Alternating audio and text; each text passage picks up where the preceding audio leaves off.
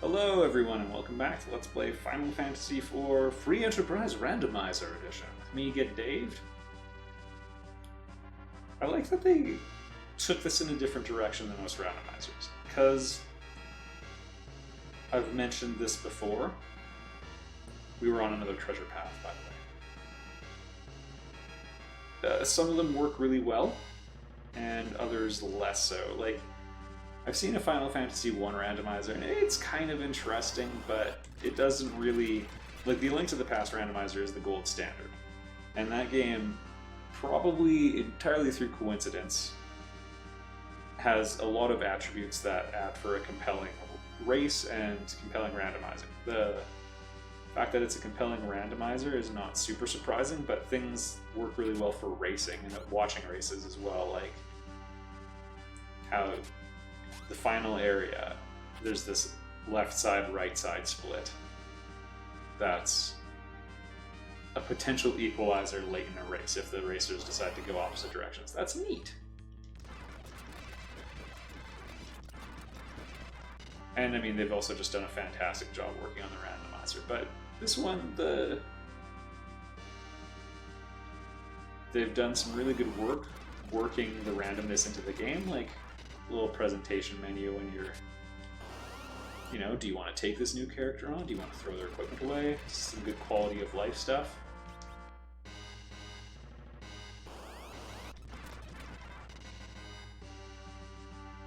And just giving you the airship, like that actually makes the game seem quite different. Blue Dragon. These enemies by themselves are quite strong, but I'll take the lit arrow. They come in a 3-stack, which is a potential concern.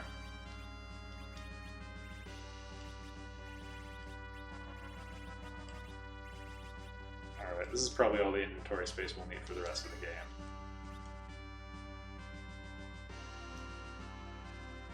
Also, good to know that if you're playing this game, getting in one fight here probably will be all the level grinding you need.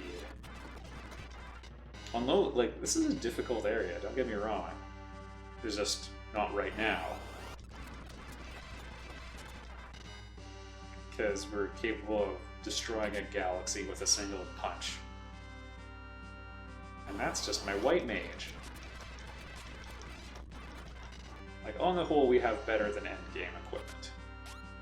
Man, what's with all the lightning arrows?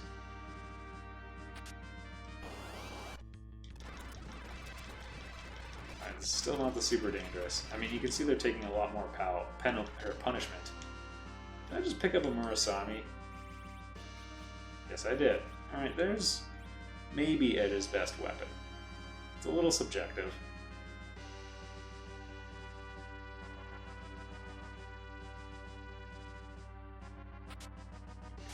No, thank you. Also, did I miss the pathway to the Crystal Sword already? It's either right around the corner, or I missed it. It's easy to walk past. We're gonna try grinding against a behemoth just to see if we can. Felt good doing it. They've been pushing me around for a long time. Monsters! Also, that Kane is vulnerable. Artemis Arrows, very welcome. At 1,400 HP is amazing.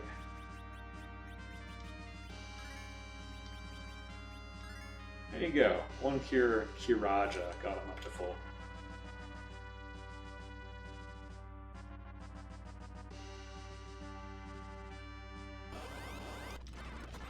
Also, one thing they added, Palom and Porum, they have these twin abilities they can do.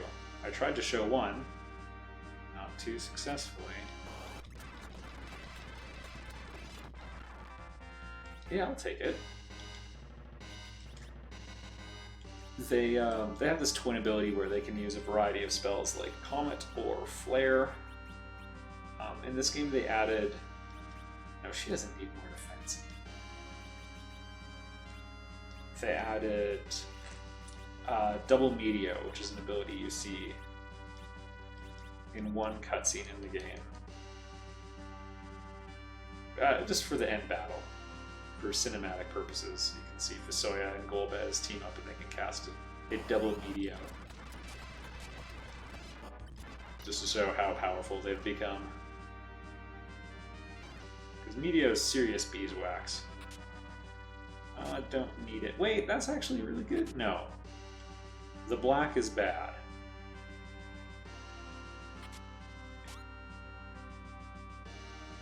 Oh!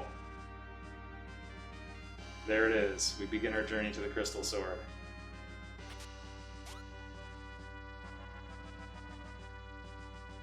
Or something like it. Okay, we had a potential problem there.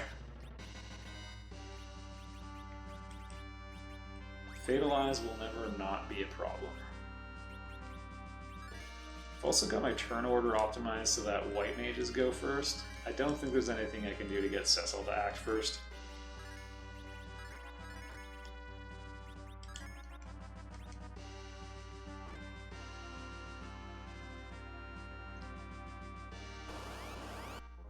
Alright, sorry for the lack of commentary there. I had an epic battle that entire time with a sneeze that wanted to be. You'll note I won. Hey!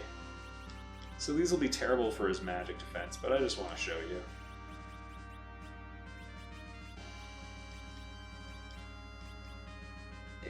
It's kind of a neat trick, but Kane needs help with his magic defense, so we can't allow that. 207 and he doesn't even have the Crystal Sword. I wonder if he can get to 255 with it.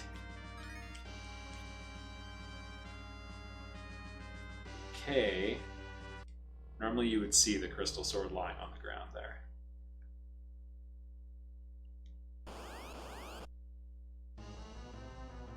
Oh! Neat! I don't think Medio can be reflected. These three can actually be kind of a handful.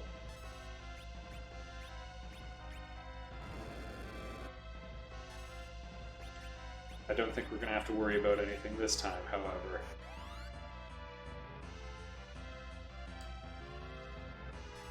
So they have this cycle that they do where they're putting up a wall constantly.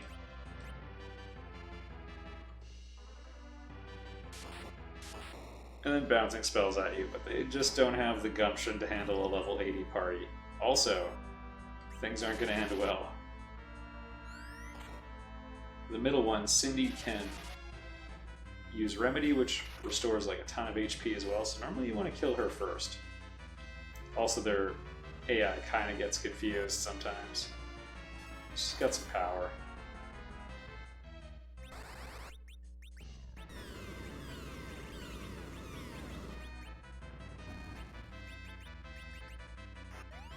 Game seems to be getting confused with Rosa. Oh well. Far be it from me to complain. What did I get?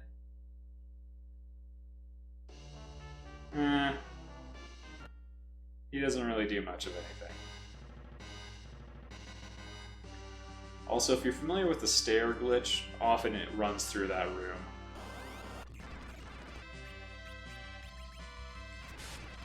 So I was holding down in the quick attack. Okay, cool.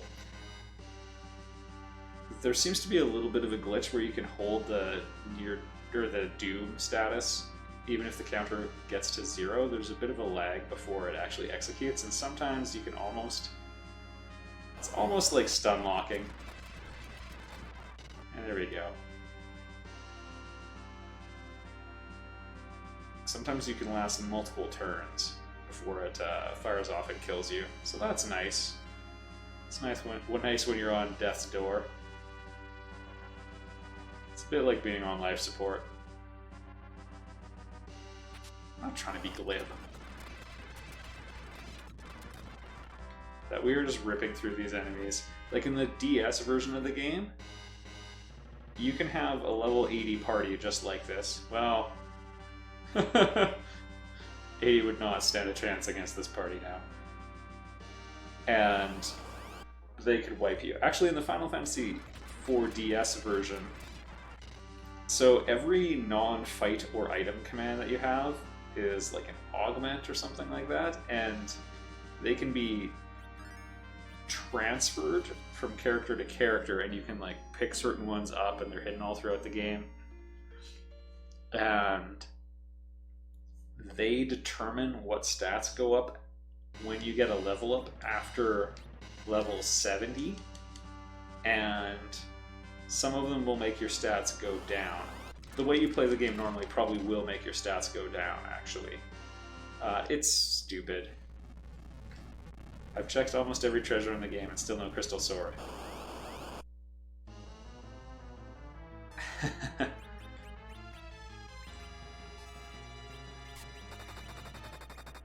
Alright, do your thing.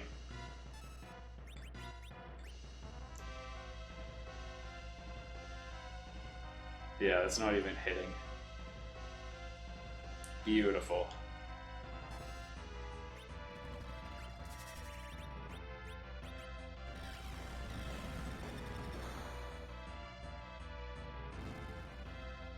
And I predict we'll get good damage out of Holy here.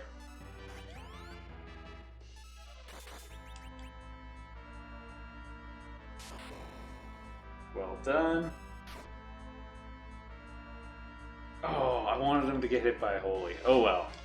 Oh, my body! And I think we've already fought his second form. So no worries there.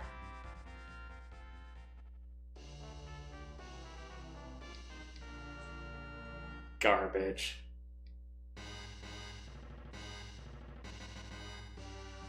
Come on, Crystal Sword.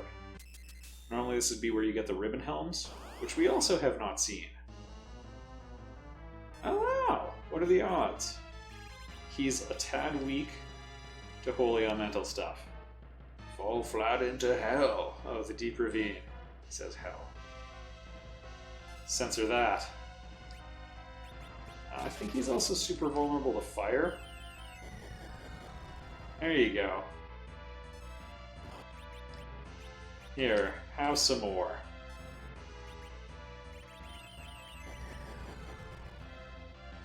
Yeah, Kane's magic attack isn't quite on par with everyone else's. Another reason to give him the Defender as his final weapon instead, though.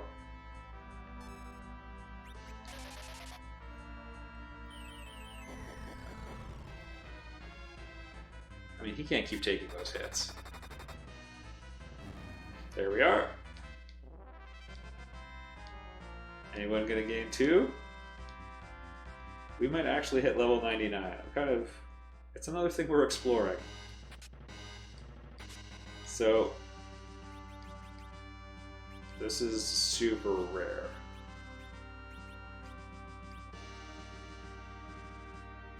It's not as good, but it's also super rare. I think, anyway. He doesn't have it when he rejoins your party. Anyway, it's a pretty good piece of equipment. There's a couple other things we are not checking out. So there's the pink puffs you can fight in one room. If we used our alert there, we could fight them.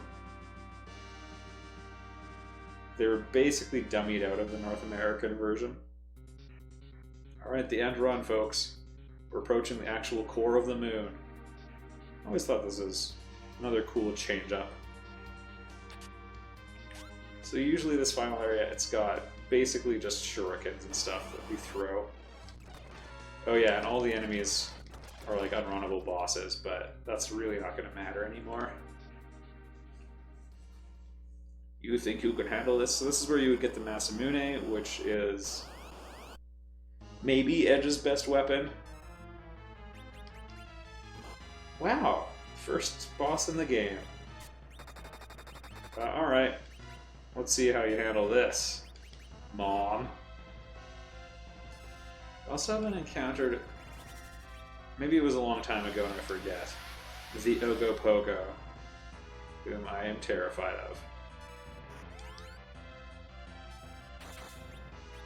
That's one of the few attacks that would still pose a real threat. Okay. Well, we won't do that anymore.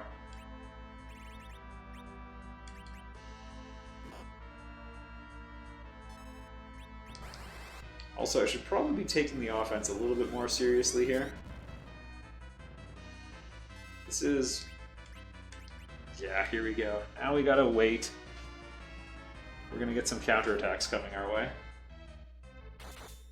Miss and blast.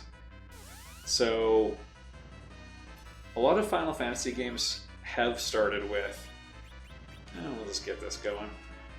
A training boss where the thing you have to do is wait, and usually they don't repeat the mechanic ever.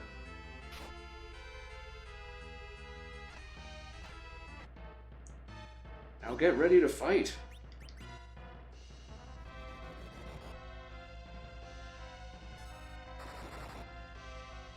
I think we found a glitch involving Rosa's arrows.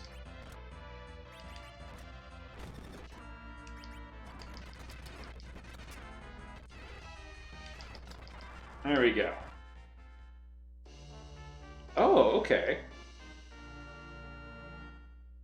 Surprised to be sure? Yeah, I did it.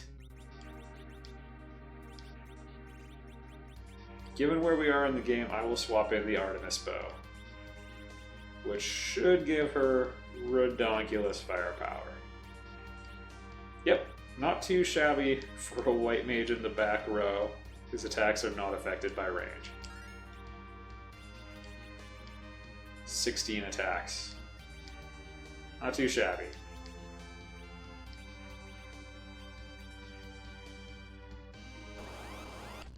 She's filling in for Edge nicely. Who I think his final attack can get higher than Kane's, but I mean, when Cecil has the Ragnarok or the Crystal Sword, there's not really any comparison. Like, just, he can do 5,000 damage with every attack. Alright, you should be able to see the naked core pretty clearly here. Oh yeah, the double behemoth. But you guys do chump change for damage now. Normally it's like several thousand with each hit, unless it hits Cecil. Got a little confused by the tiles.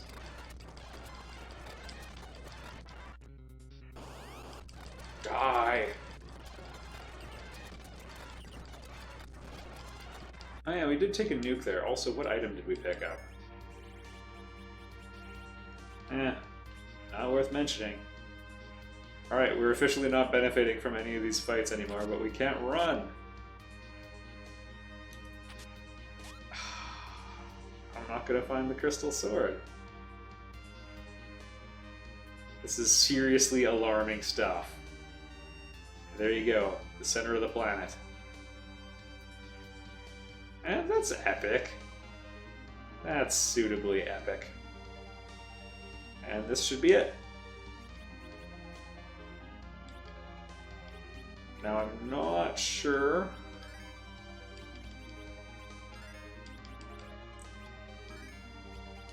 Alright, I'm gonna actually hit the save state. Because we've had a bit of a walk. I shouldn't party wipe, but you never know. We've had the crystal ever since the beginning. So what happens is Fusoya and Golbez confront Zeromus and kill him.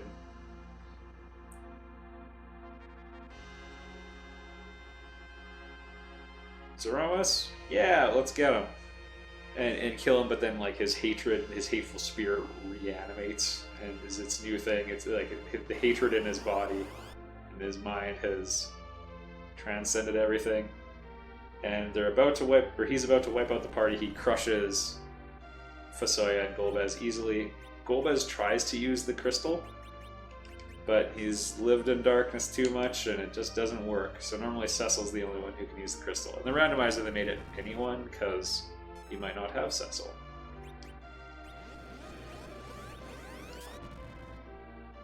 And using it reveals his true form.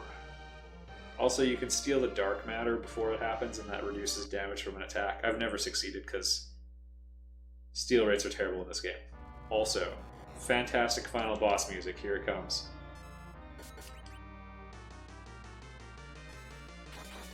Also, pay attention to the main theme. What's going on with the lack of damage?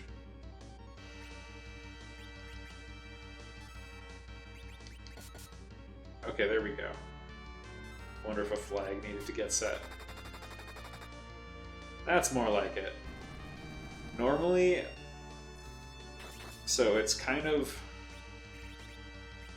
cowardly. I'll show you. A couple bad things can happen. The secret to beating him is to have a pretty defensive strategy, and don't act with a white mage until he uses Big Bang. You want to wait for the Big Bang to come. You can see it ripping through Kane's meager magic defenses. For most of the battle, you're just holding on and taking the Big Bangs on the chin, dishing out physical damage. Just listen.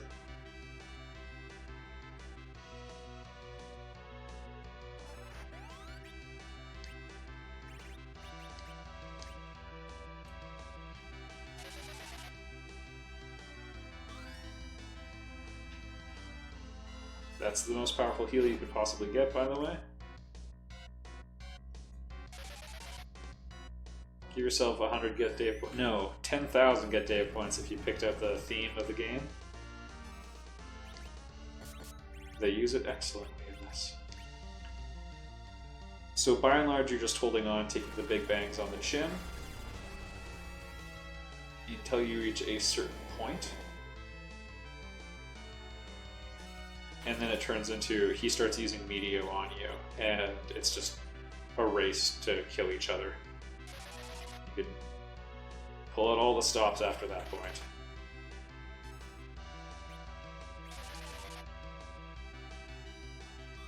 He does counter every offensive spell with Nuke, so generally speaking, Rydia is almost useless in this one, although we can probably get away with it. I like how Fire 3 works. Have we shown it? Oh, there went the buff we put on Cecil. I think that might negate Berserk as well. Nope!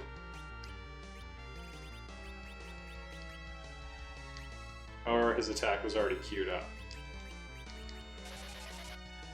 We really should just be attacking with her.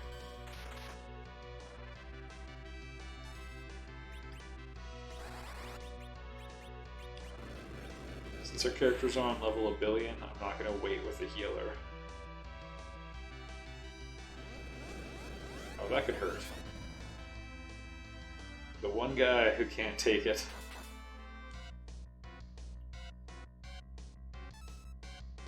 Also, you can kind of see where his face is. I couldn't for a long time because I thought the largest blue crystal looked like an eye, but you can sort of see his like face tilting forward. Oh yeah. I do love it when that happens. What haven't we shown? We've shown all the good ones. Alright, let's rip out a Meteo. You can see he's also causing HP degeneration. That's a side effect of Big Bang. So you are constantly losing hit points, which is a thing I like. It adds a stress onto the heroes.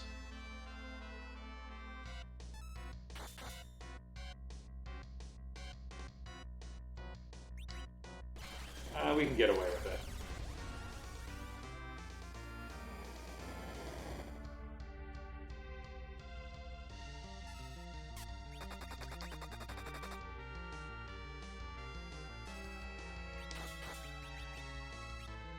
We've got to be close. He just doesn't have that many hit points.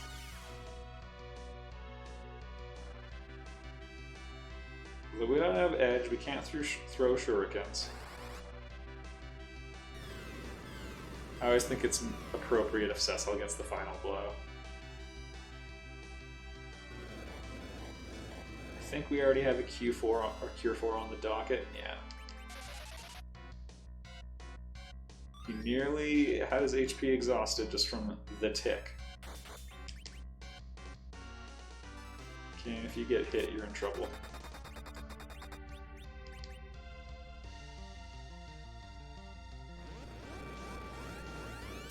That was in response to a non-magic attack. I think he might be in his kill everything form. Okay, the timing didn't quite work out as I hoped.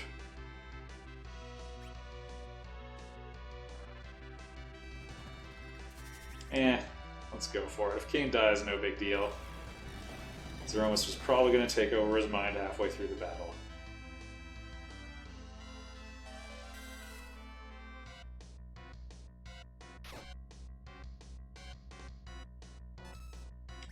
Keep waiting for it to happen.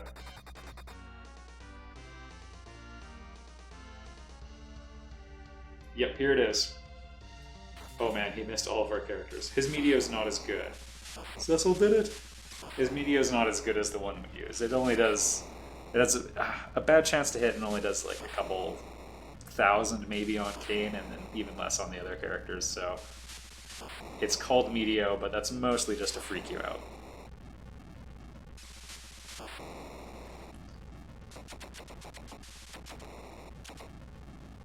There we go.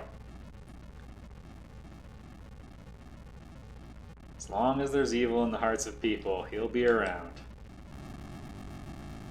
But the light will be there to extinguish it too. But for real, try to do the right thing in your life.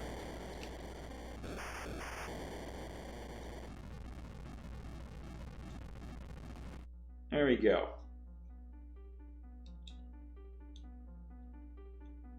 So normally, everybody's getting ready to go back to Earth. And Golbez is like, hey, can I just stay here with the Lunarians? And he's like, I've been too horrible a person, I can't go back, there's nothing for me. Even though I was being controlled by Zeromus.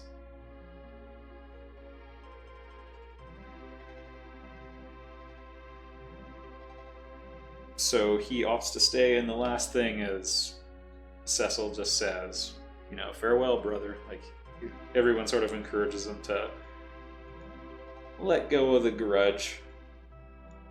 Because Golbez was more an agent than anything else. Like, he wasn't acting under his own volition. Wow, 52-0. And the crystal sword is in one of them. I did. So much stuff. I missed the left tower in Evelyn. Maybe that's where it was. Oh, this is gonna eat me alive. Theme of Love is a very popular song. Secretly, I don't care for it.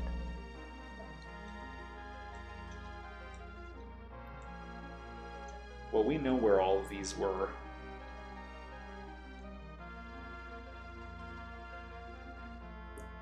This part's nice. Oh, they cut it. I also don't like the prologue very much, which is the piece playing now. It's in all of them. Normally that's where you would get the Legend Sword, that's Mount Ordeals, where Cecil becomes a paladin. This is where you would normally get the Twin Harp. We got the Crystal, that's what we needed to defeat Zeromus. And there is the person, or in the city of Toria, you can use the pass, and in this version of the game, yeah, well, that's where Luca's pendant would be normally. So, vanilla location. You can go fight Zeromus right away. So, like, in the first episode, we could have walked in, gotten the crystal, and whenever we found the pass, which took forever, we could have gone to fight Zeromus. If you're on level 50 and you have level 50 crystal armor and Excalibur are better on Cecil and Cure 4 on Rosa. If you have those things, you can probably win no matter what. Having a couple other damage dealing characters who can survive a hit from Big Bang is gravy. But realistically, you just need Rosa. I mean, even Porum would do, but her level would need to be higher because Rosa's a ridiculously tough white mage, and Porum is not. As we discovered it. Because a lot of these characters, you don't get them to super high levels, so you don't see how they compare. But like, in FF4, I've always felt that like the final group you had was like by far the best. Yeah, we started with a rat's tail. That was ridiculous. The final group you have is like the 5 best characters. I know a couple people who like Yang and stuff, but yeah. He always seemed to take more damage than I liked. He had a lot of hit points, but he took a ton of damage, so it was basically just depleting your white mage's MP.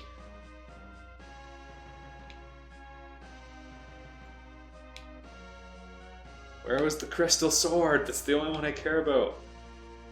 I found like every other piece of endgame equipment. I guess I never found crystal armor, but it might not have been in the game. Tell me where Mighty Ragnarok was. Also, I remarked that other Final Fantasy games don't have interesting final weapons. FF5 with like the 12 sealed weapons, that was kind of cool. Everyone always gets Excalibur first. Also, the Final Fantasy IV Piano Collections album is fantastic, and it has a really good arrangement of this and another good one called The Album. Oh, Hironobu Sakaguchi. He released Final Fantasy VII when he was, like, he produced that when he was 35. Final Fantasy I, I think when he was 25. In case you wondered who I'm trying to live up to. I think of the Simpsons episode where Homer decides to become an inventor and he looks at how he stacks up against Thomas Edison and just always feels inferior. And then he goes to see a museum about Thomas Edison, and Thomas Edison has the similar sort of poster measuring how he stacks up against Leonardo da Vinci, and is constantly feeling inferior. Yeah. Our boy Hironobu, without him, without Senpai, this is too good. Hear through the sound chip.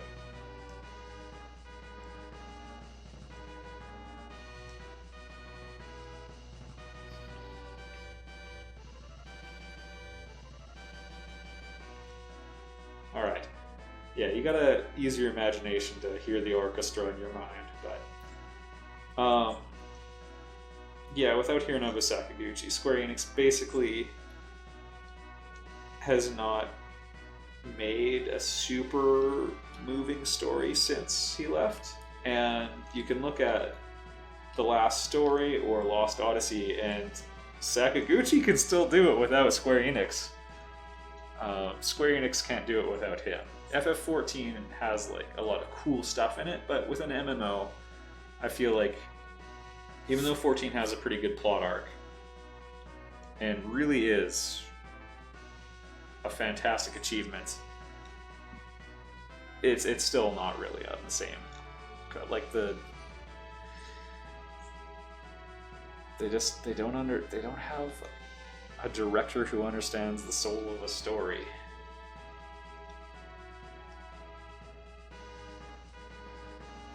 You know, they don't have Nobuo really anymore either, although Yoko Shimomura is the next best thing.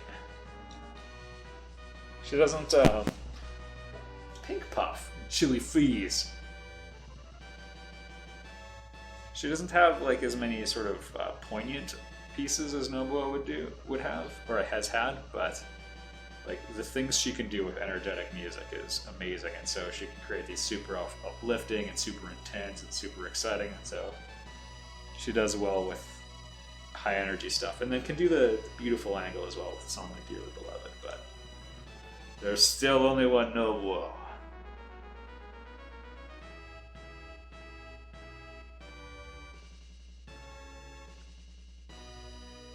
The end, and prepare for the prelude. If you haven't played the original, check it out. If you haven't played the after use or interlude, run.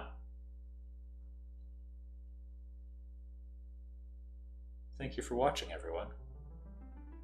I'll see you in the next Let's Play. I hope I can figure out where the audio errors are coming from.